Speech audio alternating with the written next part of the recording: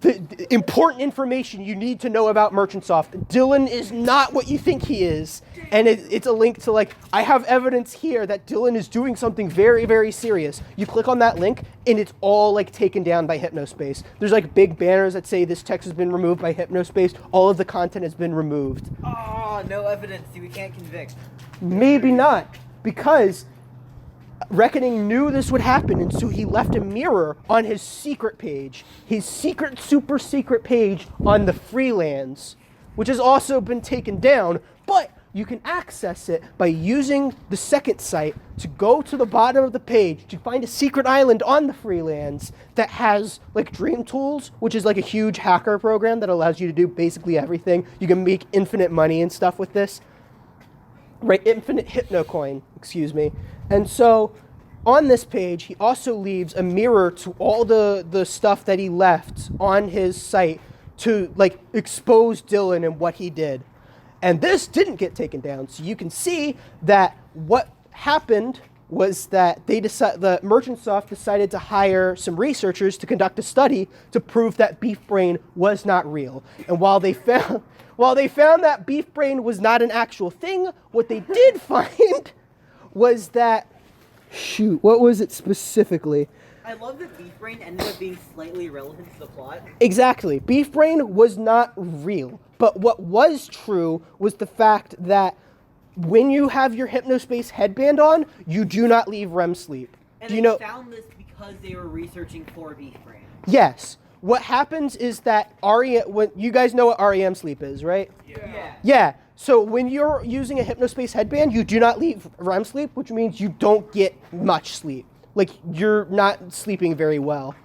And so this research concludes that this is dangerous and you should not do it. And they decided to bury this and never released it to the public. Boom! Evidence that the headbands were dangerous. But that has nothing to do with the video game that killed everyone. Not quite, because we can find more evidence thanks to Reckoning, their super hacker friend who created another hacker program. By the way, he's the one that created the Lens of Truth. I should mention that too. He created most of the stuff on Hypnospace that allows you to access all the secret stuff. He's not active anymore. You're just working with the remnants he left. Exactly. He's not around anymore. No one knows what happened to him. I almost forgot. We need to talk about the 6 victims of the Y2K mine crash. I can't believe I missed that, because this is the big deal about this. Okay, the 6 people that die from the Y2K mine crash are like Citizen a bunch of numbers, aka Mavis Ann Green. She was like a boomer on the Good Time Valley zone. At first she didn't know how to make a page or anything, and so her page was a complete mess. But as it went on, she learned how to make a page. And then during the Y2K mine crash, she died. She was dead. So he's literally at risk. Yeah, Rod's anti-government page, which is a man named Rodney Hook, decided to post about like, you won't believe what actually is happening in the government. Scroll down to find secrets to be uncovered. And this doesn't actually show up in the original version of the game, or at least I couldn't find it in the original version of the game. But in Hypnospace Plus, what you find out is he's just talking about how like what is it? Like when you're talking over something, you have that one little platform that's in front of the president as he's speaking. Yeah. What is it called?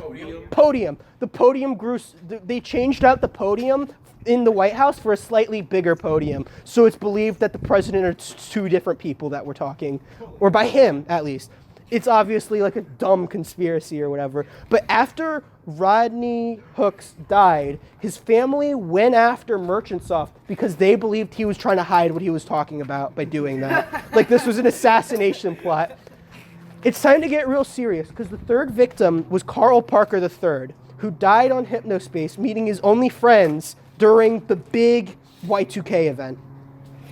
This is really sad for obvious reasons, because one of the things is you can stop him from dying by banning him from Hypnospace.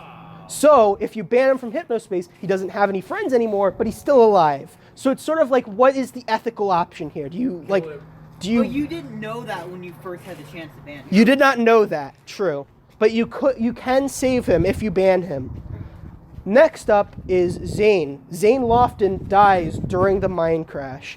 And what's special about this is that like during the Y2K event, Zane's page gets hacked by Tim, and it's basically like the background is entirely pink. It's talking about how his favorite games are anything where you get to pet horses, and it like makes fun of him because his parents are divorced and he's poor. Who are these people again? Tim and the Tim was the teen hacker that got accused of the Y2K mine crash, and then Zane was the guy who was really into Linkin Park. Stop. Wait. Hold on a second. Not only can you save Carl Parker III, but you can also save Zane Lofton. How you do this is during the Y2K event, you can go over to Zane's Got Gamer Waylane page, where we'll have a third episode on Tiffany Wright. This is mostly about how, like, he's mad about the leaked text message thing, and he characterizes her as being, like, upset for no reason, you know? So, if you go over to this page and you report everything on it, you can get Zane banned off of Hypnospace, thus saving his life from the Y2K mine crash. Now, back to me. Gotcha. Okay. Who else? Tiffany Wright died. So Tim, it's not clear if Tim actually believes he caused the Y2K mine crash, or if he knows that didn't happen but felt he had to plead guilty anyways. So either way, he's blamed for the death of his like high school crush, which is kind of a big problem. And then finally, Roddy Wall from Merchant Soft died. The guy who made the accelerator in the Freelands is killed. So, yeah. All people you've interacted with already, right? Seen around in the earlier game, yeah. Yeah, you can see Mavis Ann Green. She doesn't really do much, but you can meet her and interact with her. Or interact with her as much as you can interact with anyone else. All right. So, as it turns out, Reckoning, right, the hacker guy, has a program that allows him to see into other people's text messages. You can just use this program and look at other people's messages. We don't know how it works exactly. It just allows you to leak other people's texts, right? And so he uses this on people from Merchant Soft. And he has like 4 episodes called Leaky Piping. So there's Leaky Piping 1, Leaky Piping 2. And at this point in the game, it's getting like really serious. There's like some very dramatic music that's playing in the meantime. Like, I believe the song is called Castles of Limbo. It's like epic and like sort of has this weird tone to it. It's fairly uncomfortable. Like that scene from The Incredibles. Which scene? Like the one where he's looking through like all the people. That's exactly what's happening right now. So think about that scene, but you're going through like leaked text logs from like Microsoft employees. And so what you find out is the reason why the 5 pages from that were removed to create Starport Castle Dreamscape. The reason the 5 zones were removed was simply because Adrian Merchant hated geeks. He does not like geeks. He thinks geeks are stupid and dumb, and why should we have 5 pages dedicated to them when we can just have 1? These people are dumb and I hate them. So we also find out that he's not a geek. He's really into sports.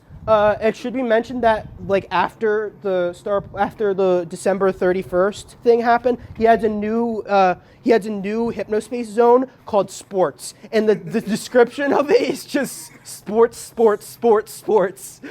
He's really into sports. Literally no one posts on there, but it's sports, right? Okay. There's another leaked chat log of Dylan talking to Samantha and Adrian about him working on Outlaw. And he's like, guys, I don't know if I can get this done on time. I need to get this out for the Y2K event. And Samantha's like, hey, maybe you should chill out and help us with the other stuff because we're all also being overworked. And Outlaw isn't as important as these other projects we're working on. Dylan responds by yelling at her in text form. So it's in all caps, essentially. And then, you know, that's not cool. Well, we haven't found anything damning yet. Not yet. The third chat log thing that you find, the third episode of Leaky Piping, is basically to confirm that Artie and Adrian are like in some weird sort of spiritual relationship where they're texting Nam to each other, like Namaste, you know? So that's a little weird. But most importantly, the 4th episode of Leaky Piping is that Dylan Merchant and Adrian Merchant were talking about the study that was held on the headbands and how they like prevent people from sleeping well, and they find like they're like, hey, you know, it's like ice cream, you know, you shouldn't have ice cream every day. It should be a sometimes food, right? And so that's supposed to be the evidence that they knew the headbands were dangerous. And so once you send both of these to Samantha, she's like, bro, you did it! You just solved the Y2K mine crash mystery, dude! You beat Hypnospace! Dylan Merchant, while you're doing this, like, Dylan Merchant in the meantime gets added onto the Hypnospace archival project while you're doing this, and it's believed that he knows what you're looking for him. So this is supposed to be like a tense event where you're supposed to get to that stuff before he can take it down, right? And so while this is happening, he's also messaging you, ha, you're trying to live out your enforcement days again, you stupid loser. I see you're trying to have fun, but it's going to take more than that. You're not going to take me down. And at the end, he's like, guys, listen, I don't know if the evidence that you found is enough to convict me, but I need to confess I caused the Y2K mine crash. And it was caused by my game Outlaw. It was too buggy on release, and it was so bad that it literally blew up people's headsets. I like how, like, there's no evil conspiracy behind that. That was just a shitty... It was just a dumb, stupid game. Reckoning even comments on the Minx forums whenever... Shut up, your game fucking sucks. Yeah, he's like, stop talking about your bad car game. And we're back. Hey guys, sorry about that. We're right at the end here, so don't worry. You don't have much. You don't have much to. You know that because you can see the view thing in the YouTube. Yeah, you probably already could figure that out. Go! Shush. So, They're cold and cowards. I'm gonna throw ice at your camera, sir. So as part of this confession, Dylan finishes his game Outlaw. It's like he's oh, man, I finished Outlaw, guys, and sends it to everyone in the Hypnospace archival project. So his confession was made in the form of that game Outlaw. And so when you open the game, a special song plays that goes, you let me down now. You let me down, down, down, down, down, down, down, down, down. Y2K. And the actual song, if you listen to the lyrics, is about like believing that the Y2K disaster was real, but not knowing that it was only going to kill 6 people. Like the lyrics are actually, I know that sounds silly, but the lyrics are actually a lot sadder than that, because the lyrics are written in the perspective of Rebby Ruthpin from way back at Teentopia. Apparently, her parents were really, like, they believed that the Y2K event was going to happen, and also that squishers were evil, and when they found out that she liked squishers, they took her page down, as well as all her Hypnospace stuff off of there, and they believed that the Y2K event was going to be a huge disaster. Kool-Aid involved. Kool-Aid was not involved. Basically, what they did was they spent all their money advertising, like, the rapture is coming, repent now, and stuff like that. So they spent all of their money on that. They got a bunker and they hid out. The family was broke, and then 6 people died. And then like they spent all that money on nothing. So it is really sad. Why is the CEO writing it from that family's perspective? He didn't write the song. The song is sort of like, I guess it's sort of a meta thing, because Where does the song exist inside the game universe? It does not exist inside the game universe at all. It's like sort of just a song that the creator of the game made to be about that. Yeah, Okay. It's just part of the soundtrack. So in the game, in this version of Outlaw, the game that finally got finished, your job is not to kill people with a car, but to ascend people by shooting ascension beams at them. And so you find all the 6 people who died of the mine crash and ascend them. And every time you do that, a text document is automatically downloaded onto your headband. And then at the end, you have to catch Dylan Merchant, who just gives up, says, you win, just take me. And then that's the game. You can read the text documents, and they're all eulogies to these people. Like, he writes a eulogy.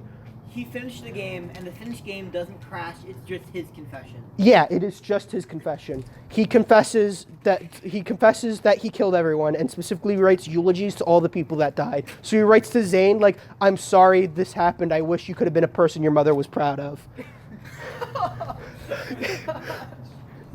He writes to Tiffany that your world brought joy to people and mine's destroyed them. I wish I didn't do what I did. I'm sorry.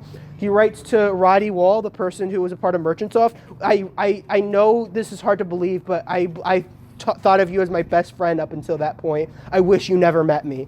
You know, it is actually really sad.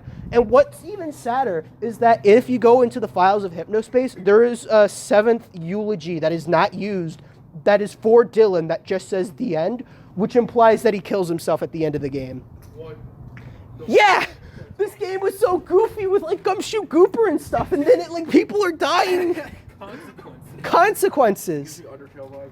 It does give me Undertale vibes. This is my thing, is that I believe this game is a lot like Undertale in terms of like the emotional like thing you go through. Where at the beginning it's this really goofy sort of like meme game that that's supposed to be like YouTuber bait, I guess I would say, where it's like just really silly and funny, and it plays with like the perspective that you're in. But as you go on into the game, it gets really serious, really dark, and really like you go on a whole emotional roller coaster.